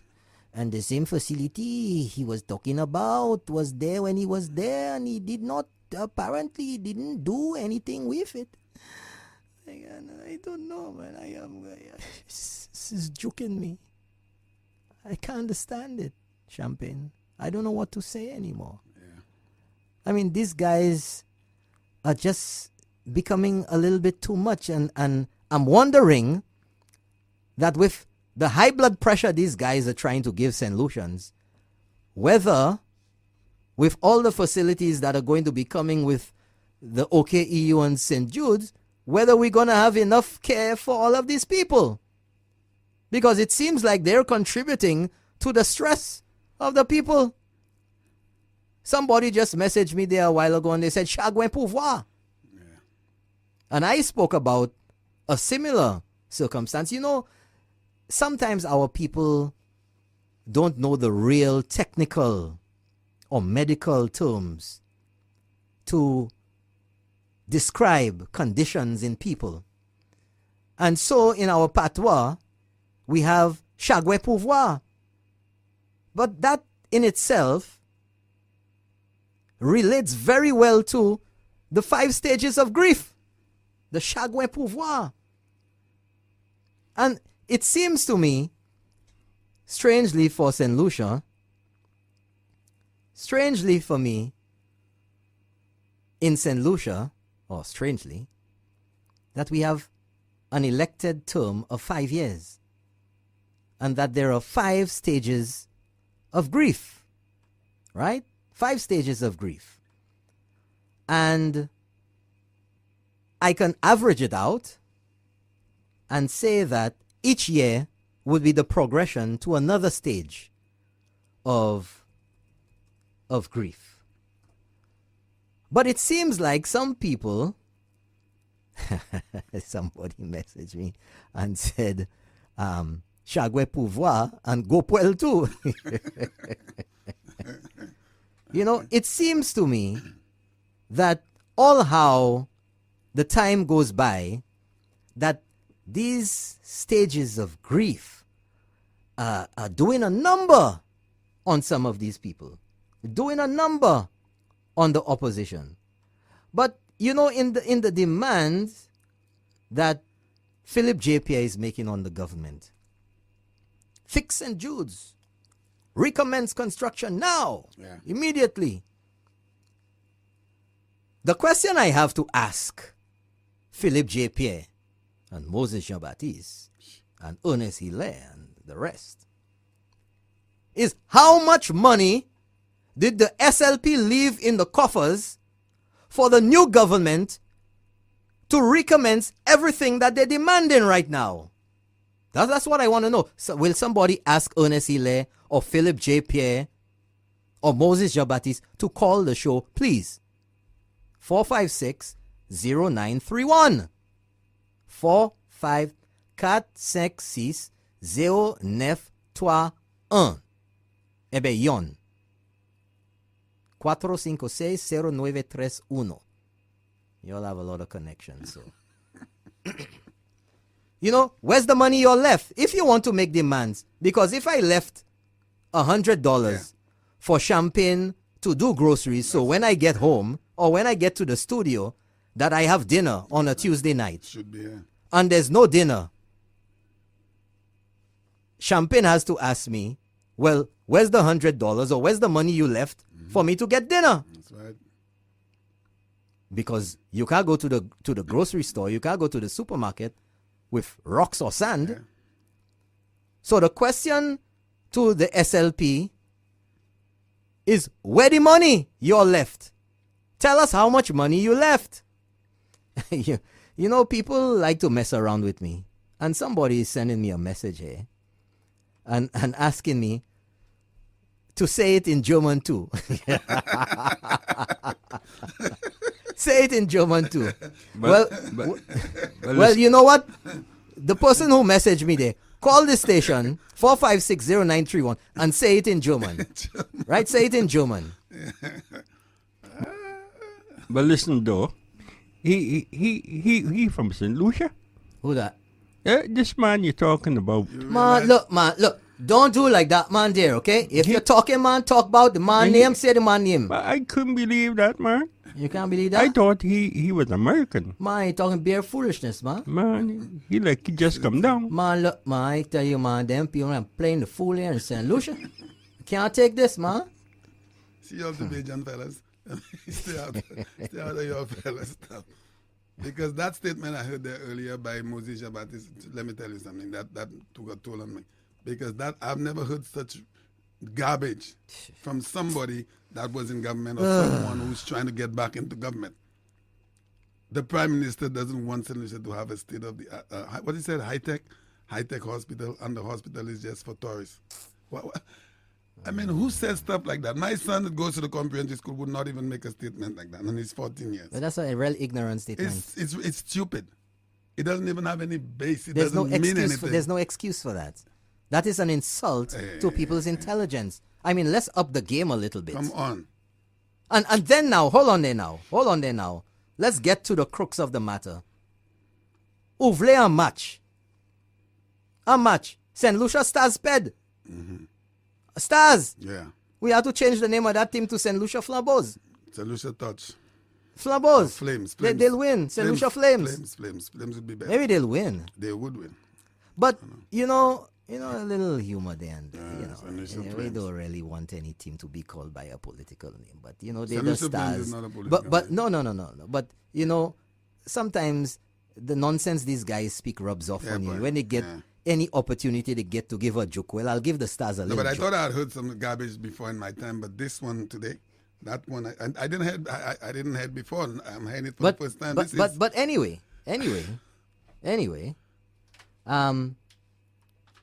the great big march of shame. Because that's what it is. It's a march of shame. It's the SLP's act of contrition. Or listen to me. If they're repenting, marching from the field to the market steps is not long enough. No. Because people jump in for carnival from Shock to town. So you're saying they should go from Pigeon Point to town. Yeah. Pigeon Point to town. Yeah. That's where they should march. From Pigeon Point to town. And all the people they're going to be bussing in from around the island. Say, oh, we had a big march. All the people they bussing in. Bring all of them up to Pigeon Point. Ekfeyo tout marché exot. You know, I'll say something, Brother Norbert. You know, these matches, these guys that don't bother me, it shouldn't even bother anybody because these guys have to keep themselves alive. If they do not do these things, they are dead, buried. So I don't even pay attention to these guys' match. Me, as the police commissioner, would give them one on Sunday, one on Monday. The next week, one on Sunday, one on Monday. Now that's cruel and inhumane punishment. No, but listen, seriously though, it seems as though the SLP have a leadership that's interesting in demonstrating or doing something to themselves. Because I remember when Honorable Philip J Pierre wanted to take the government to court for not appointing a deputy speaker. Right. The parliament is supposed to appoint a speaker, which he's part of. Right. So I say, well, he's trying to take it. The first time in history, he's taking himself to court.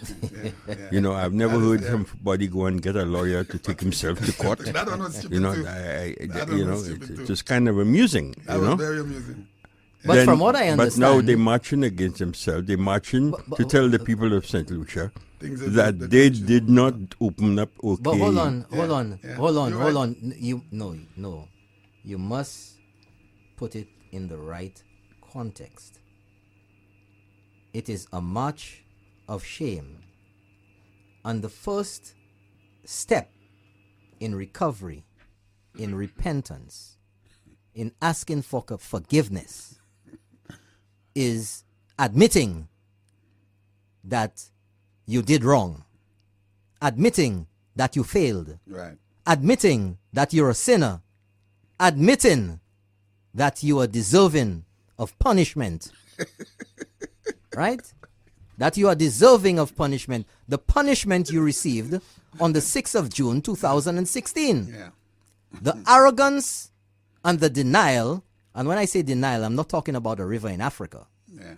The denial is not going to help. So they're calling this march, although still they're resisting, it's a march of shame. Because you cannot tell me, okay? You're demanding that the government recommence construction on St. Jude's, opens OKEU, and does so many things that the economy is this and that, all kinds of complaints. But as if to me, in the last 5 years of the previous administration, we had the same St. Jude's situation. They didn't deliver. We had the same OKEU. Well, to their credit, the only thing they did was to officially name it, put a plaque and fancy bagay to give somebody a little thing to make some sandwiches and whatever. And nobody was dying. Nobody was dying. Nobody was dying at that time. We had people started to die on June the 6th. Yeah, on June. We had record numbers for unemployment, unprecedented. Mm-hmm. All of these things under their watch. But as if miraculously, they became gurus after the 6th of June. Everything that they could not fix, suddenly, the policies which they were implementing, which failed, the measures that they put in place, which failed, the strategies that they tried to implement, all failed. But now, they're the gurus who want to tell the government now how to go about doing it to make it succeed. Messieurs, will you hire a man who failed?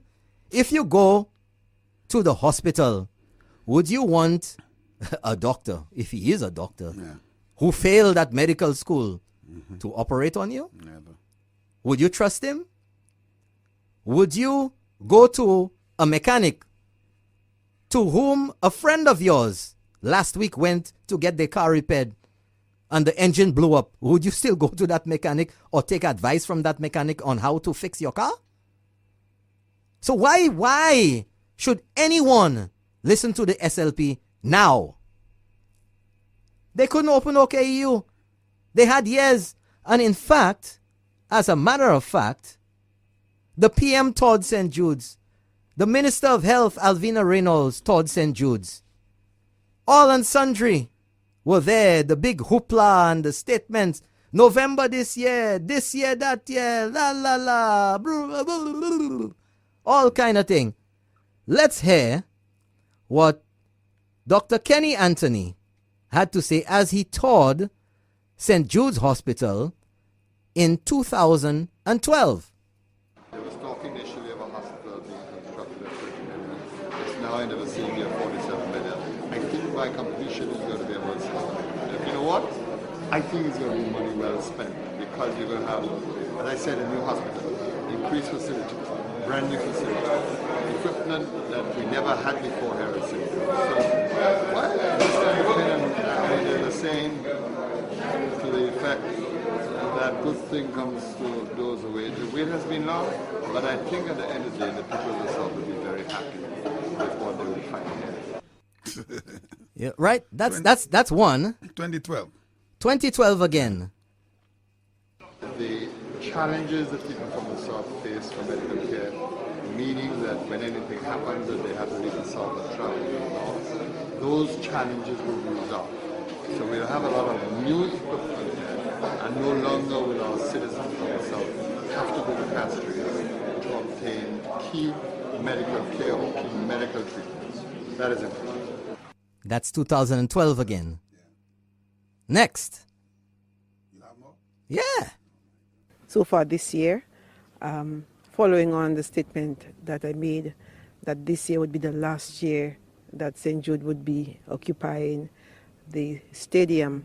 And so far I have seen a lot of improvements, especially in the technical work. The various departments, surgical, medical, the restaurant, there are areas that will need work, of course, but these are minor ones.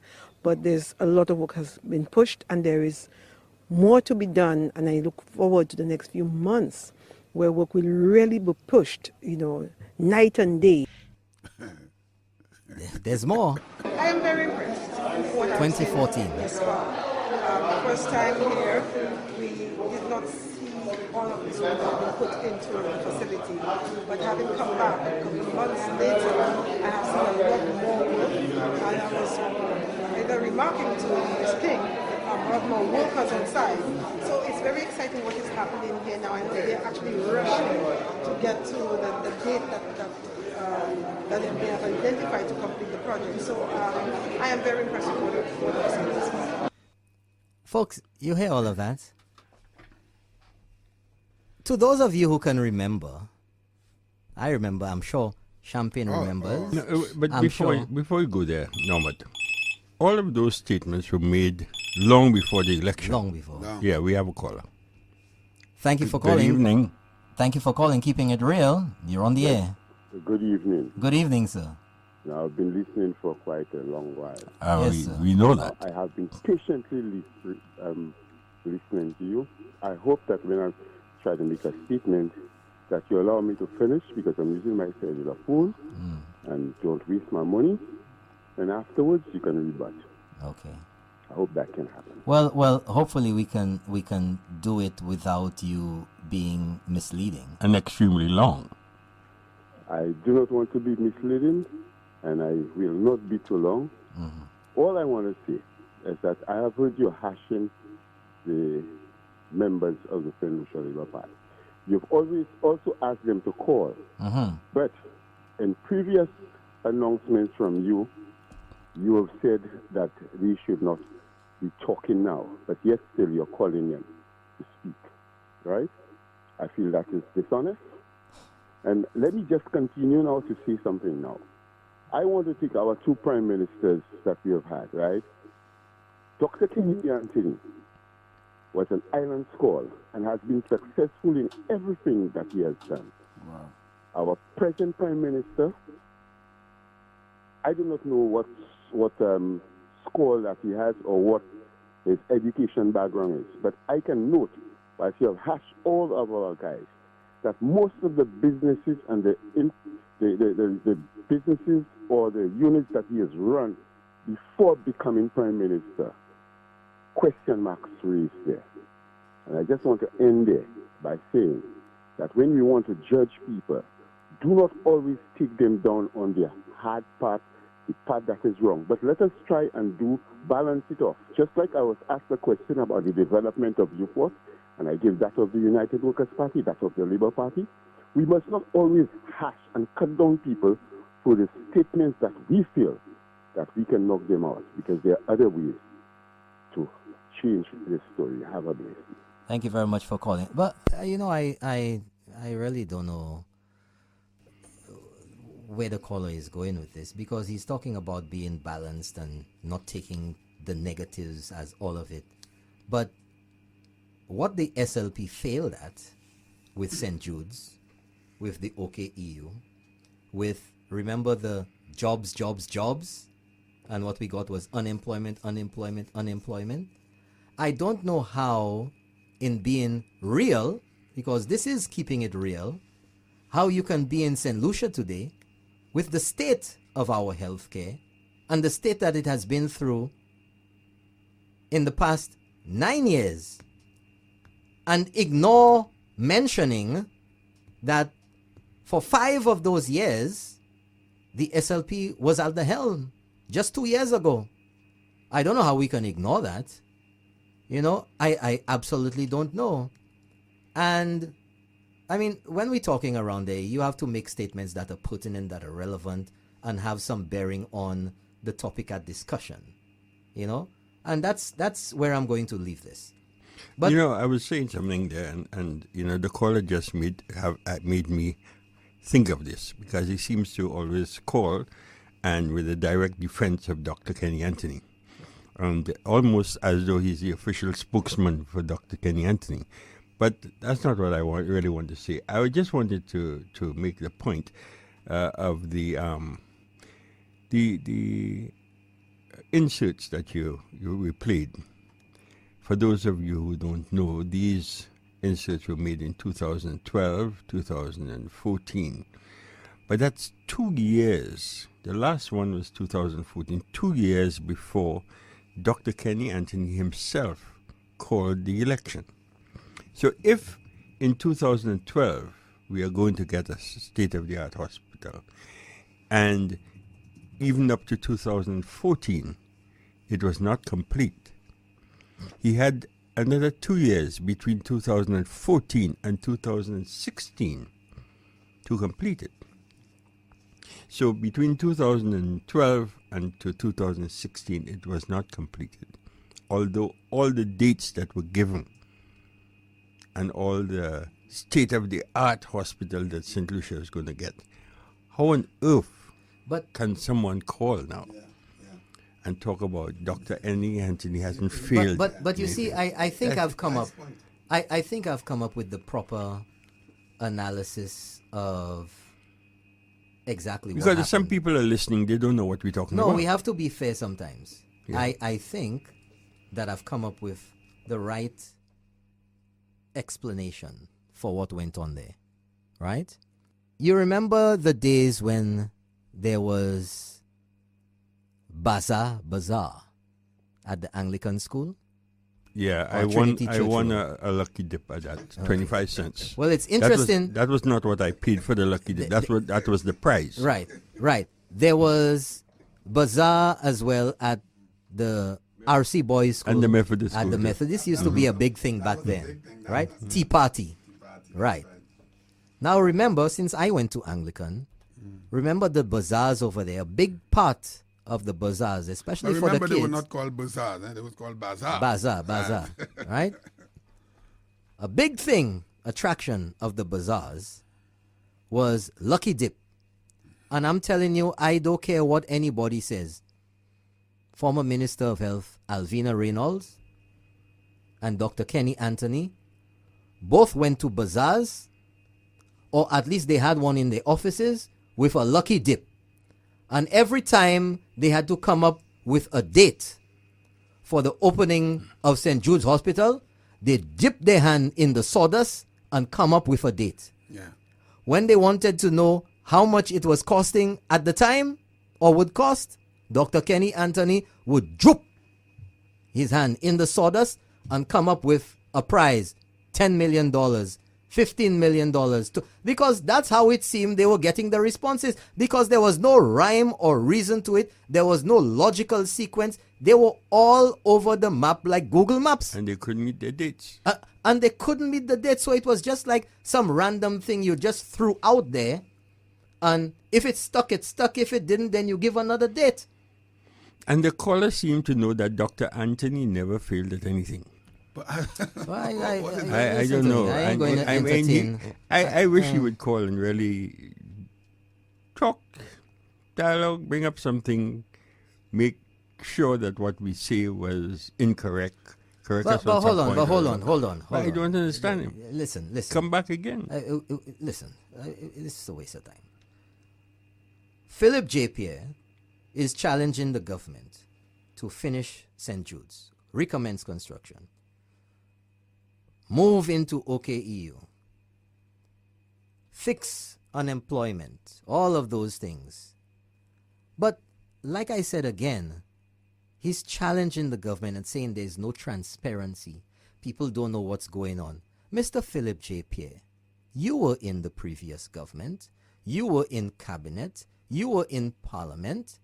You were privy as deputy leader of being the right-hand man to Dr. Kenny Anthony, in being in the hierarchy of the St. Lucia Labour Party. You were sitting next to him, right? In the house. Right? So what I would like to do, since you have challenged the government with so many things, what I would like you to do, because I'm almost certain that you must have the answers to these questions, tell us about Grindberg, please. Tell us what really happened about Grindberg. Tell us what really happened with Rochamel. We have another call. Thank you for calling, Keeping It Real. Good night. You're on the air. Very interesting. Let me tell you something. You see, just like Champagne loves the present Prime Minister, it is also my right to love whosoever Prime Minister, whosoever person I like. But let me just say something. I need you to do me some homework for next week. Oh, you're giving homework now? Yeah, I want you to do me a favor, right? Get me some of the statements that Honorable Guy Joseph has made concerning the opening of St. Jude. And I also want to remind you that... Partner, caller, hold on, caller. Yeah. I don't need to do that for you. That you could Google that. That information is available to you. Well, what I will do is that I will use my technology next week. There you go. Right? Next week I will do the technology. Yeah. I will record all of them, and I'll try and relay them to you. Okay, great. If you'd allow it. But then let me just end up by saying something, and I'm laughing because I'm in good spirit. That's cool. That's good. Let me just say something, that when we want to TMET, right? Let us TMET real fair, because I'm enjoying it so much, that we need to be more flexible, because I can get so much. And one thing I just want to end this, since we're talking about hospitals, the St. Lucia Labour Party came in and they never stopped the hospital. They continue the expansion that Honorable King wanted. And I personally believe now proper reasons should be given to us why it stopped and where we're going. Because at the end of the day, if it is going to be for a foreigner to lead this hospital, I want to suggest tonight that we renegotiate that with Tapion, the owners of Tapion, who are real St. Lucians, and let us make it a St. Lucian thing. Have a blessed night. Right, thanks for calling. Let me respond to my brother. My brother, listen, let me respond to my brother. I love the Prime Minister, Honorable Allen Chastanet, as a human being who happens to be a very, very, very good gentleman. And I love the direction. For the first time, and last night on our program Reflections, I was saying to my brother Lionel Ellis that for the first time in my observation in 20 years, that I am seeing this country is starting to move. and there's no other person that has to get responsibility for that. Take credit for it. Take very great credit for that is Honorable Allen Chastanet. So I know you love your ex-prime minister, your former prime minister, my brother. There's nothing wrong in that. I love my prime minister because I love him as a human being, and I love to see what he's trying to do for this country. Yeah, I have to reiterate, and I think we have to move along this path. Nothing wrong if you support Dr. Kenny Anthony or the SLP. Nothing wrong if you support UWP. Nothing wrong if you support Thurl Prudent. Right. We can disagree. I don't like the expression, let's agree to disagree. That's nonsense. To me, I don't like that. Make too much sense. We can disagree. I understand you have a point of view different to mine. I will reason with you and put things. You see, the thing is, some people expect that they could just shove it down your throat and you're going to turn right away. Let people understand. Let people discuss. Let's, see how things go. Give this government the opportunity to implement the measures. But I'll tell you something. Going back to that march again, I think it's a march of shame because somehow deep down inside, I think the SLP really wants to say, I'm sorry. But they don't know how to say it. But they've had matches before. There was a match earlier. They don't know how to say it. They don't know how to say it. And this is just another opportunity. And to think of, well, it's the date of the anniversary of the fire. On a Sunday again, right? On a Sunday. If you really want to say you're sorry, go to Pigeon Point and walk down to town. For Carnival, people were just there jumping from shock, and they were not sorry about anything. They were happy. But you sorry you walk in a shorter distance? Should go to Point, right? Now, the thing is that in this act of penance, because they failed to deliver on the hospital, They failed to inject immediately $100 million into the economy. Yeah, that was a big talk. Right? They failed at that. They failed with the jobs. They failed at that too. So,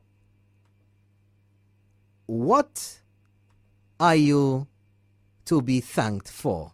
Putting St. Lucia in a miserable state? That's the question that I have. And again, I have to keep going back to that. If what you're challenging the government on is exactly what you failed at, then you do not have any moral authority, you do not have any currency, you do not have any you're not coming from any position of superiority in accomplishment to tell the government, to dictate to the government, to insist that the government listen to you with the very same policies that failed. I mean, it doesn't take a rocket scientist or anybody to understand that concept. Why should this government listen to you? Now, the thing is, what we have to understand is there's always more than one way, most of the time, to do something, to do things. And if you wanted to go one way at accomplishing it, that's you all. You failed, or at least you're out of office now. Give this government an opportunity. You had the opportunity because the first day you come into office, regardless of what you plan and what you say to the people that you're going to deliver for them, it's not going to happen in the first month. When you start a job, when you start building a house, the first day you start, you're not going to finish. Things have to be done step by step. It's just like if you broke, which is how this government found St. Lucia. Broke. Dead as a doornail. Things have to be put in place. You have to put the fiscal measures in place. Look, everything that this government does, the SLP has something opposite to say. Everything. Everything. Every single thing.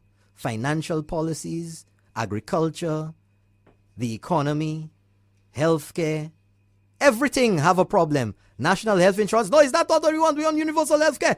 Did you all accomplish universal healthcare? No. Well, you have to do this with OKEU and you have to do that. And were you all able to open OKEU? No. Oh, well, fix St. Jude's. You got to do this. There's all these measures in place for you all to get the money and this, that, blah. You were in office when all of those things were available too. Were you able to accomplish it? No. They So have all the numbers in opposition. yeah, All the numbers. you were there to implement your policies, a term of government.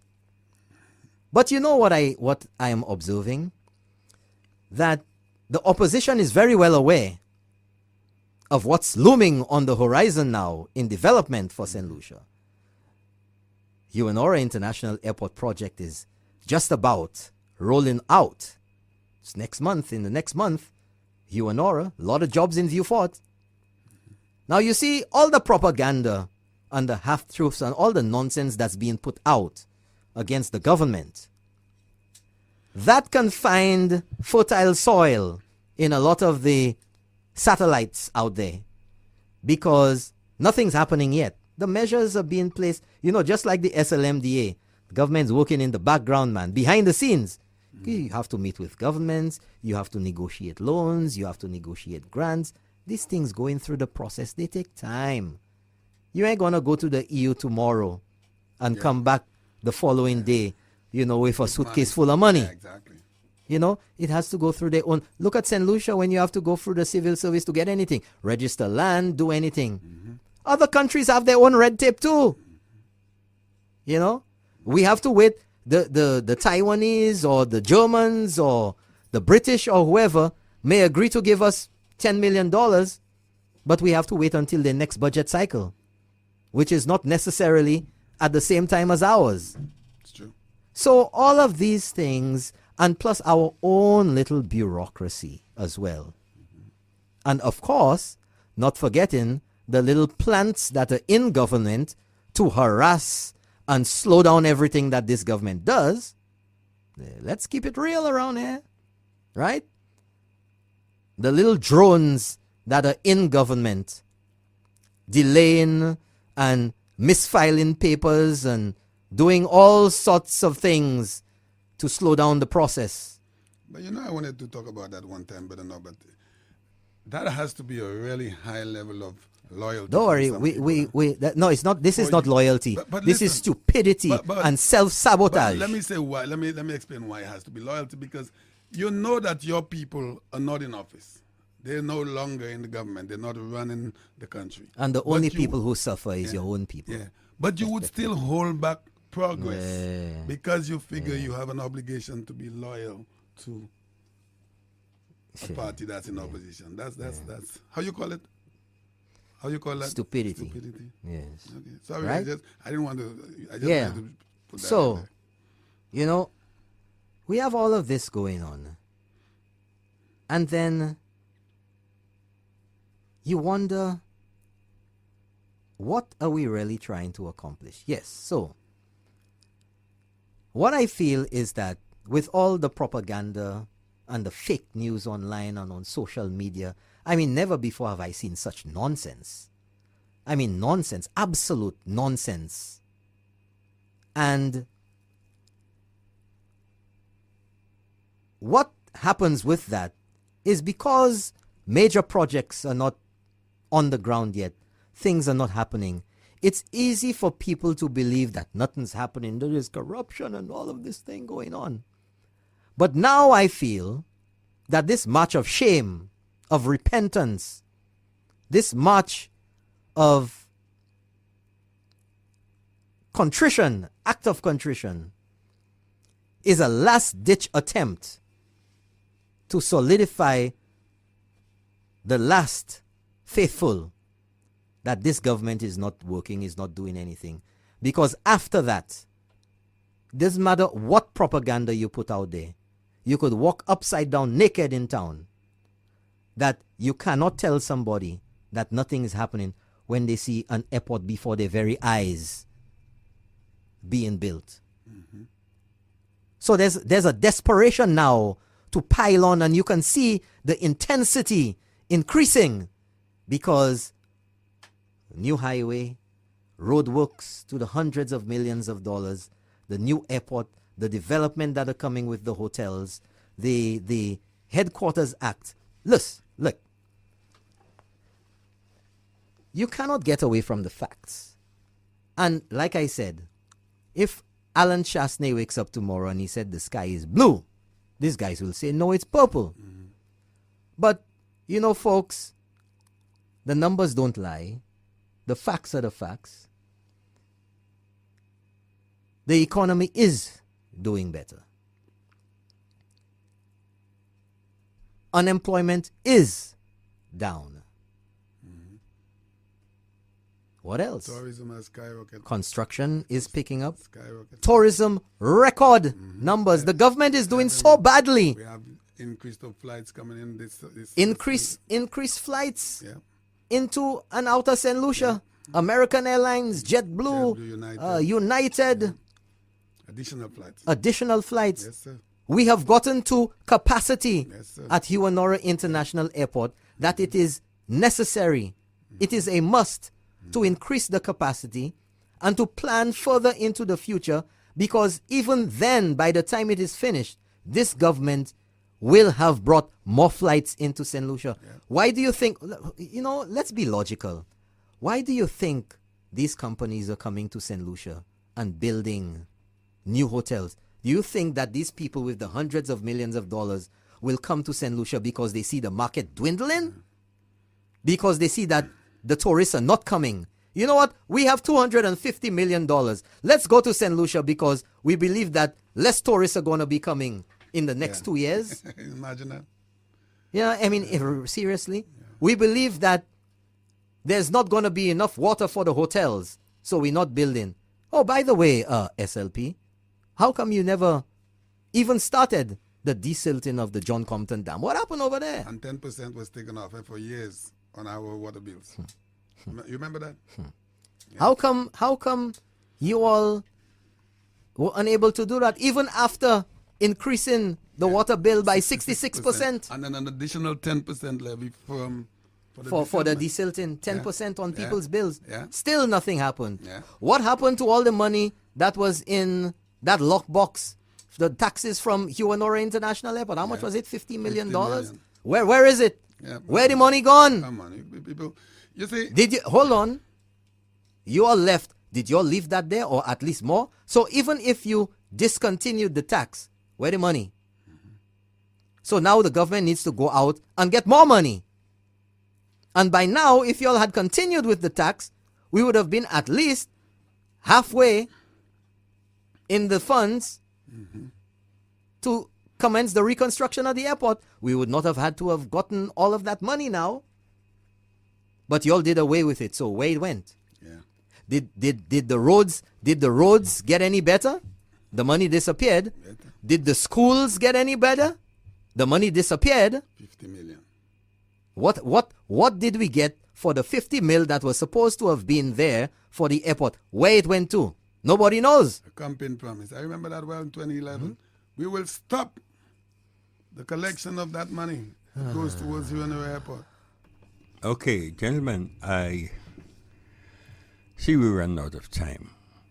And as I listen to you and Champagne. But we could go on a little extra because first night of Champagne back, he missed. No, I don't want to say too much. This is your program. I'm just... No, but you're back. We have to be... we have to understand that you missed out on a lot. Yeah. So we have to reinitiate you into the scheme of things. I understand that, but I had to get involved when I heard that ludicrous statement by listen to me, man. Listen to let's me. Not inter- you were relaxing for 3 weeks. I like you to can sit down and it. listen and think carefully of what I'm going to say. Go ahead, brother. We have a leader of the opposition that has been probably either asleep or left in the dark or locked out of a room somewhere,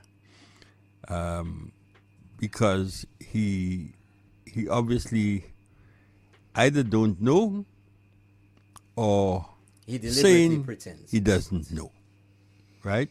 Because he doesn't know anything about Rochamel, About Grindberg, everything was kept. But no fault of his former leader. And I said former deliberately. He might still be his leader. Probably. Right? One has to wonder why the Labour Party was rejected by the electorate. Obviously, the people of St. Lucia, the majority, saw that they couldn't deliver. They couldn't deliver. Bluffing, giving dates for opening of hospital, the NC affair, the Grindberg affair, so many things has transpired. But let's be real, they will still have some support. There will still be people, regardless of what they have done or what they didn't do, will give them support. Yep. So now they've realized that an election is coming.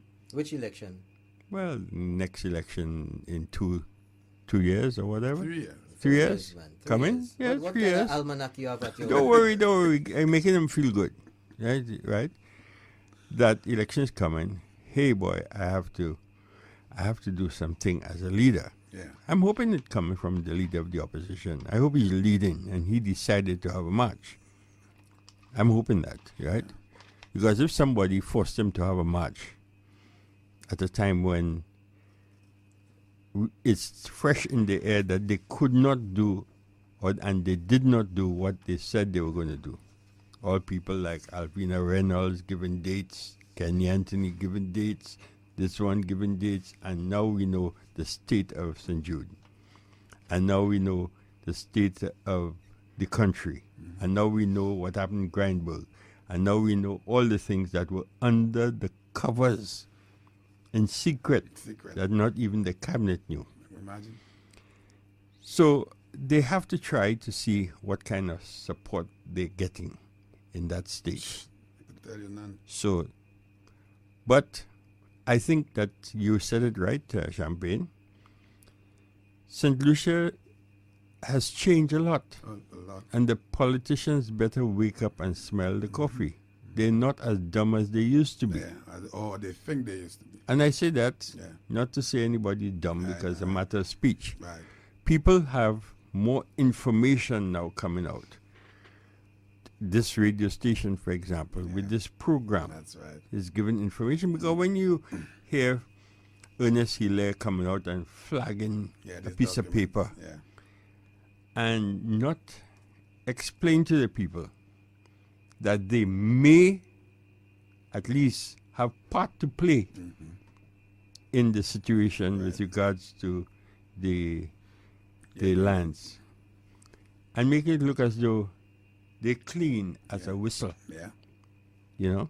And then we come out to this information now. It shows that these politicians or so-called politicians, and when you remember the visa situation and how many 2 billion people from China will come to St. Lucia, who are they bluffing? They're so bright. They stand up in Parliament with their 3-piece suit, their 2-piece suit, and they tie like Half a cheese piece, monkeys. half a piece. And they make... Who are they listening to? They're still talking to the people who are either not thinking seriously about these guys standing up trying to bluff them. Yeah. You know? But let me tell you something before you go ahead there. Mm-hmm. Out of all, whatever goes on in the house, who's visiting, who's in the gallery, who's there, there's only one distinct individual. There's only one bow tie in there. Oh, yes. One bow tie. And that's you. One bow tie. Mm. They've called me lots of names. The bow tie man, the bow tie bandit, But there's one distinguished gentleman in there. Yeah, that's good. Yeah, okay? So we have to understand this, and when I sit and I listen to these things, I wonder that some people believe that they're so bright that they do not understand that what coming out of their mouth doesn't match the title that's given to them, because you think, even Dr. Kenny Anthony, I remember clearly when he said the election will be the SLP versus the Chastanet. That is the most damning statement a prime minister could ever make. Against the Chastanet. You know, seriously, if you take that statement, and And you know what made it worse? He said later on, he'll say it again. Yeah. So he showed that he can say what he wants and do what he wants. But hold on. I think you're leaving out a very important part. I left some gaps for you. Of the equation, right? And that is that the people of St. Lucia ultimately will be the final say, regardless of what nonsense people talk, That's right. how they try to mama guy. And obviously, from the moment Allen Chastanet, St. Lucia's current prime minister, announced that he was throwing his hat in the ring, not even to elective politics, just to the internal affairs of the United Workers' Party. He was targeted. Yep. I am right? getting to that. But hold on. You get into it. It's your program. You left. Yeah, No. It's not a matter of program. You said you left a gap for me. I'm moving on the gap. You're filling that gap. I'm filling that gap. Okay. Right? With all of that, when Allen Chastanet was elected through a free and fair process within the structure and according to the laws and the guidelines, Constitution of the United Workers' Party, 3 years ago, 2013, 5 years ago, right? I think it was the 26th of July, something like that. 2013. 5 years ago. From that moment, he was marked by the SLP because they made it very public. It wasn't hidden. And with all of the sustained pressure, with everything pointing at him, with the declaration of war against him by the SLP, with all the propaganda, with all the lies, with all the half-truths, with all the subterfuges, with everything they could muster, they still lost. They still lost. So does that say something about Allen Chastanet and the person that he is?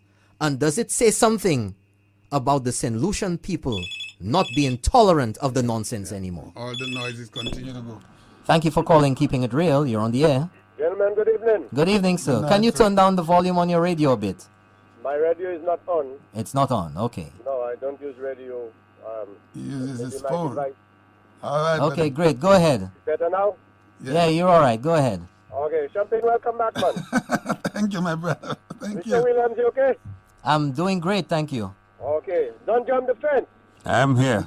Okay, all right, everybody present. You know, I've been listening to you all for the longest while. Now, I am about to sign up from my vehicle. Okay. So I say, let me put on my voice. Mr. Williams. Yes, sir. What I noticed from the Labour Party, the very same thing that they could not have done in the entire term, that is what they want the United Workers' Party to do in a year, or in 6 months, or in 2 years. Yeah.